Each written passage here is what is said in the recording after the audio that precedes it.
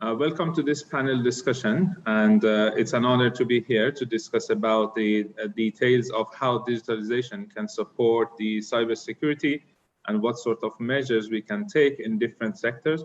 I'm pleased to have this panel with Sanjeev from Khimji Ramdas as CIO, and Aftab Hameed Khan from the Canadian University in Dubai as ICT Director. Both of you, welcome to the panel. Let me start with Sanjeev.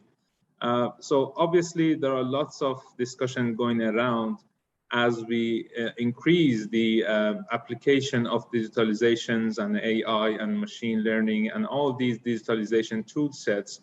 Definitely at the same time and in parallel, we have to go ahead with the data security.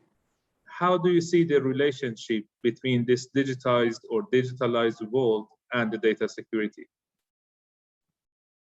Thank you, Nader. I think it's a pleasure to be back again on the panel. I think my primary focus, if I may say so, is to keep data at the heart of your digital strategy. This also entails that you need to have rapid and far more investment in business decision support tools. But in addition to that, what we also have to worry about is data storage. And data storage naturally then comes into fact that data stored has to be data exchanged. So we have to look at a collaborative mechanism to share data with our partners, with our vendors, with our customers, or all the other ecosystem that we are part of. And I think this is exactly where we look at data security as a very overwhelming mechanism in order to protect ourselves, protect our customers, protect our partners. Now, this protection vis-a-vis the collaboration is something which I find a very dichotomous affair. It's always been a very, very keen concern from most of the technology, leaders, be it CIOs, be it IT heads. But today it is also seamlessly percolating within the other CXO arena. So we have the CEOs also worry about GDPR compliance and things like those. So I strongly sense that as we are now expanding our technology landscape, we are also in parallel trying to look at how data can be harnessed equally faster. And on top of it, the condition and the constraint that data must be protected at all points of time. So it is definitely walking a very tight rope, if I may say so. But if I may, I think just elaborate on the fact, organizations of the future where you want to be either the employer of choice, or you want to be the preferred place of work, or you want to be the preferred partner to go to for customers, you need to be able to balance both the data speed and the data accuracy. And in all of this, the data security is what is actually sort of, I would say, falling on the lines of trying to prevent data speed, but it is trying to harness or at least help you with data accuracy. So I see it's a very, very challenging, but at the same time, a very opportunistic idea for us to look at. Thank you very much, Sanjeev. I think this is very enlightening because I'm looking at the some sort of blockchain and how does that happen in terms of the cryptocurrencies. So basically the security is distributed within the users, right? So when you're talking about the data transfer, so this comes to my mind that how so actually the blockchain technology can support data security in a way that, for example, if you're transferring a data simply by email, which is under a corporation called Gmail or something, or Google. So how you can have this distributed ownership on the data while you're keeping the data security? Would you like to comment on that, Sanjeev, please? I think it's a very interesting topic. And I think whenever we talk about blockchain and the whole idea of data democratization at the same time, along with, I would say, a combined sense of security, we always have inhibitions in terms of how far blockchain can be incorporated within our IT landscape. So again, whenever we have the barriers and boundaries for enterprises and their enterprise IT landscape, their architecture defined, the whole boundary of until where is where we consider as data intrusion vis-a-vis where it is considered as data access. It's a very interesting question. But considering blockchain as one of those technologies which actually had a very, very strong potential, there was a huge hype around it until the last couple of years. It has now gotten into that zone where people are now sort of rethinking their whole ideas of how blockchain should be incorporated. So it's not just about whether blockchain should be there. Yes, everyone agrees that blockchain is the way forward.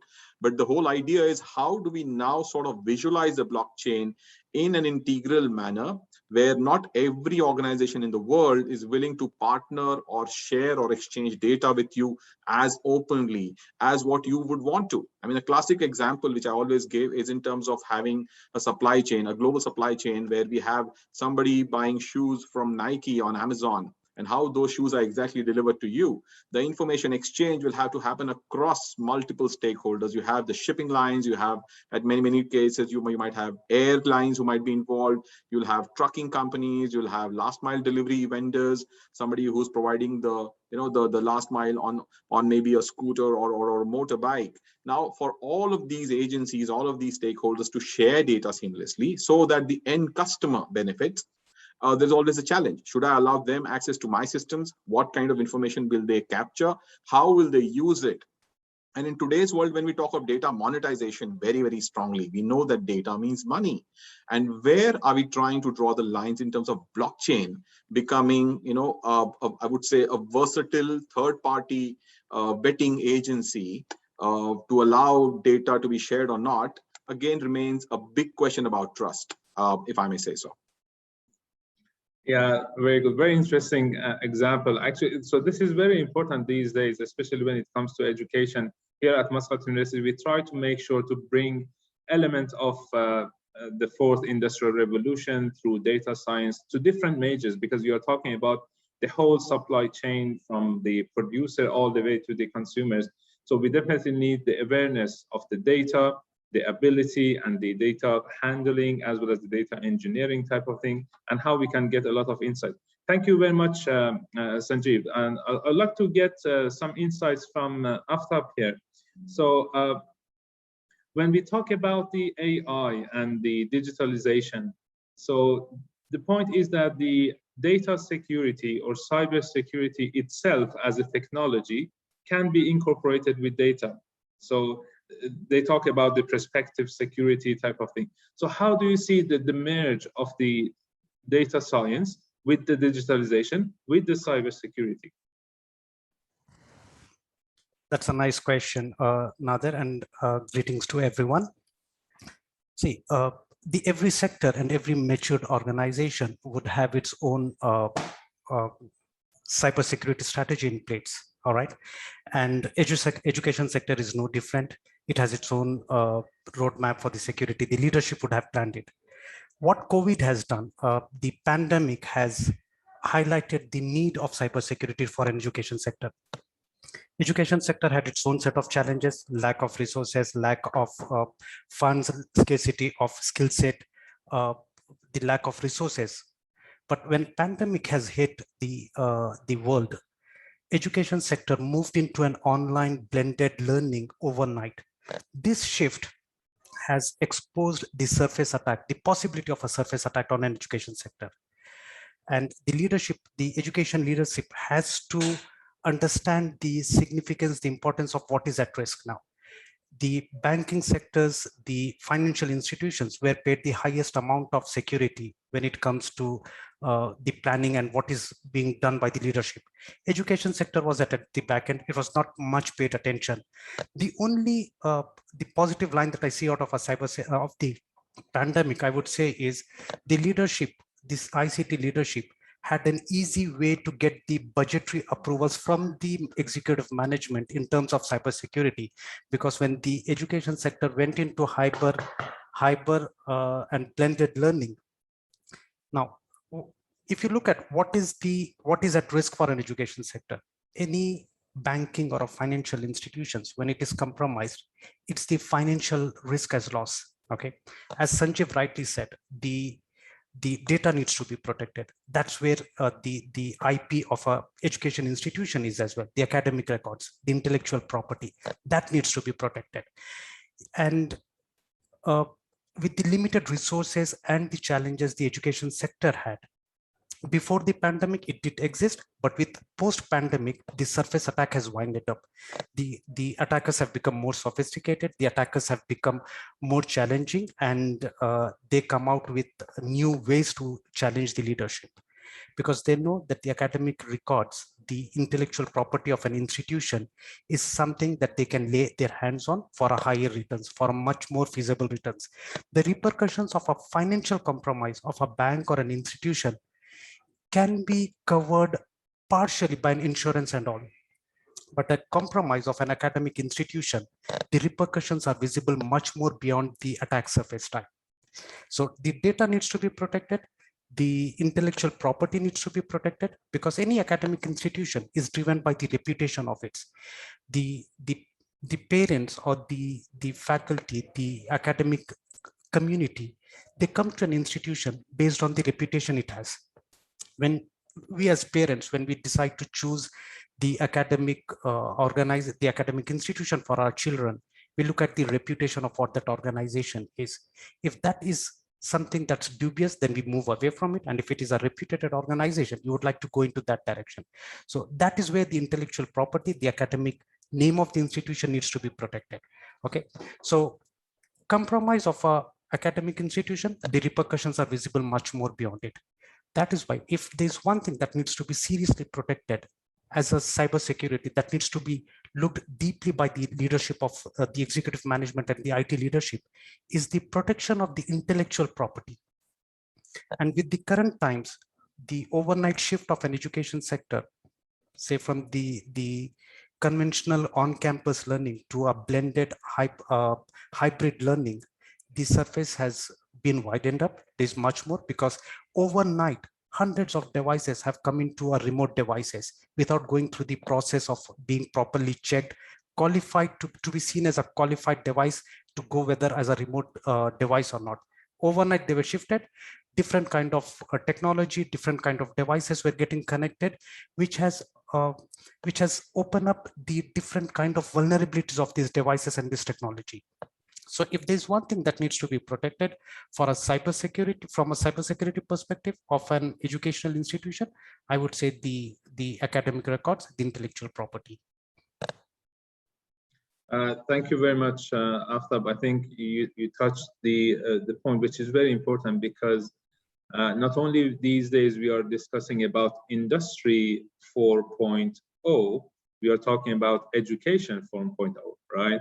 So I would like to take this further. So how do you see, Aftab, we can have a digital university or a digitalized university? So what are the requirements in terms of the digitalization tool sets required for a university in 21st century? See, if you look at the way the universities and the educational institutions have worked, we need to move away from the conventional thought process of it. Okay, you need to be a step ahead of what the attackers are, what they could think of. You need to think ahead of them, because as we say, there's one thing that I often say to my team is, the attacker can be attacking 100,000 times. He needs to be successful only once. And if you are defending your intellectual property, your infrastructure, you need to be successful every single time to thwart every attack that you need to do, every attack you need to protect your organization from. And one of the most important thing that I see during all this, the talks about implementation of firewalls, implementation of endpoint protection system and all, one thing that's often discussed but not paid much attention is the user culture, the user awareness that needs to be brought in.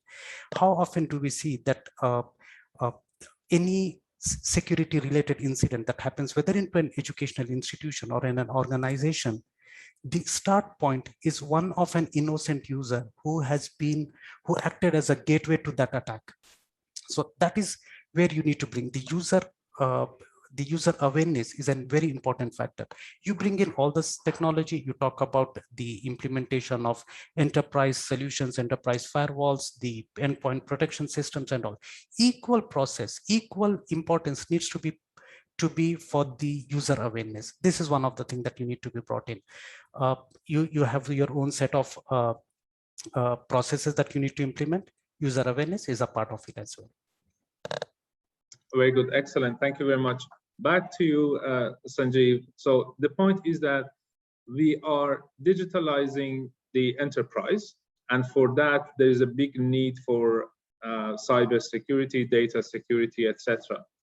So how we can digitalize cyber security itself? Is there any room for that to bring more efficiency to the cyber security in terms of being protective and also in terms of being smart and being optimized?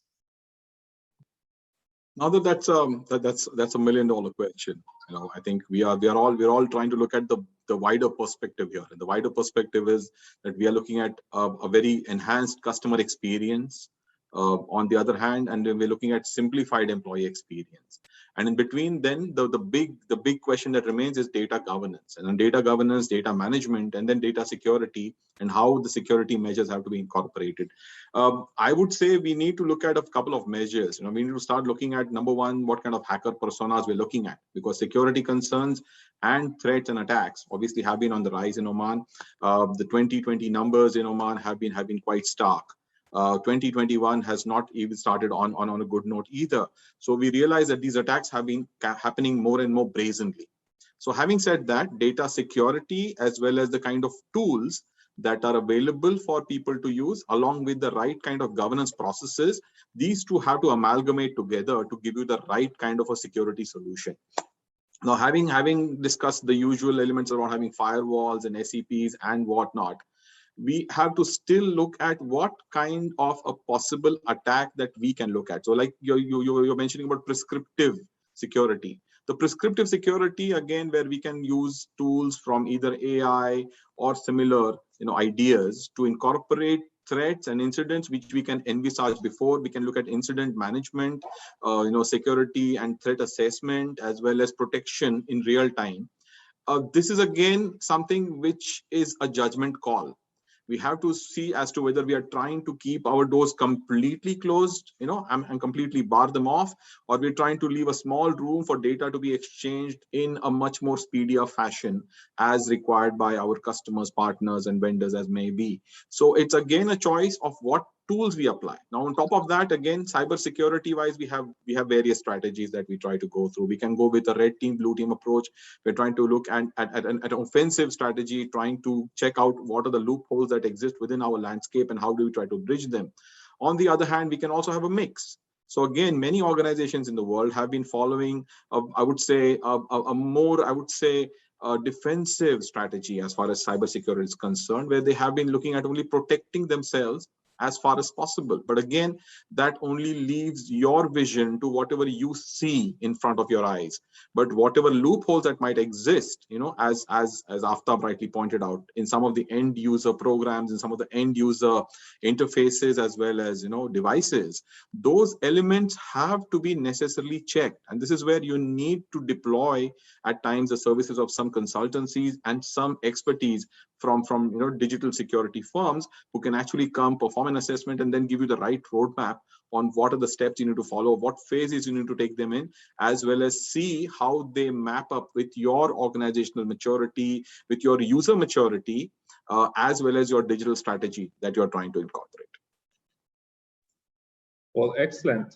Great insights. So let's have maybe 2 minutes closing remarks from each of the esteemed panelists, and then we go to QA. If there's any question, Anisha, please go ahead with that.